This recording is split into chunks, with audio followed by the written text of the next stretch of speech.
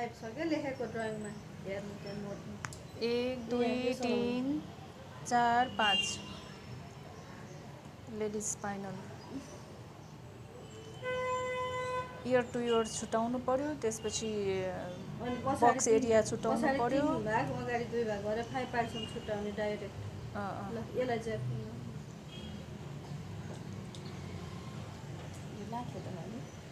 ल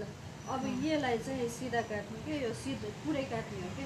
यसैमा छुटाउनु यसलाई पनि ज्याक पिन लगाइदिनु घाँटीको लम्बाइ राखेर यसलाई सिधा काट्दिनु अनि त्यस पछाडि यसलाई हाफ गर्नु घाँटी यो घाँटीको हेडलाइन अब यताकोलाई चाहिँ यसो गरेर हात छड्काएर स्पाइनल भनेको यो हो के स्पाइनल भनेको यो घाँटीसम्म आउने गरी के घाँटीकै लम्बाइ हुन्छ यो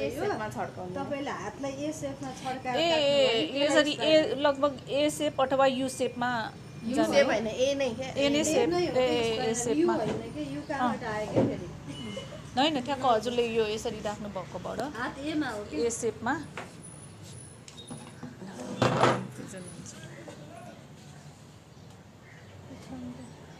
जस्तै मैले यो बक्स सिधामा काटेँ हैन 0 डिग्री स्ट्रेटमा घाँटीको लम्बाइ राखेर बुझ्नु भयो नि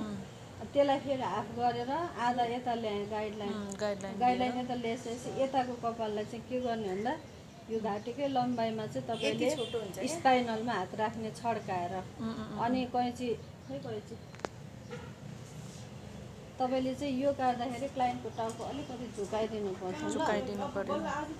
अब तपाईले यहाँ यो सेपमा यो सबै कपाललाई यस्तै गरी छड्केमै काटेर यहाँसम्म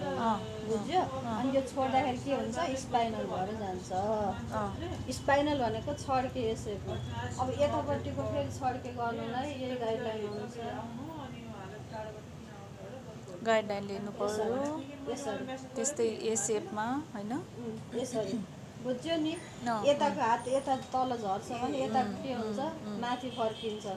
अनि यताको सिजर फेरि माथिबाट तल जानु पर्यो यो अब मैले छोड्दा के भयो यो पनि यसरी नै जानु यो ओरालो औला ओरालो सिजर माथि भयो उतापट्टि औला माथि फर्क्यो सिजर मुनि गयो यो पछाडिको सिद्धो बराबर छ कि नै भनेर फेरि समातेर चेक गर्नु हेर्नु हैन अब आयो यो अगाडिको कपाललाई चाहिँ तपाईँ के गर्ने भन्दा सबै कपाललाई कोरेर यताबाट सिधै यसरी कोरेर ल्याउने हैन यहीँबाट कोरेर पछाडि ल्याउनु सोल्जरको पछाडि आउनु अनि पछाडिको कपालको गाइडलाइन यसलाई फेरि स्ट्रेटमा समाउने स्ट्रेटमा समातेर स्ट्रेटमा यहाँको गाइडलाइन अनुसारले कट गर्नु पछाडि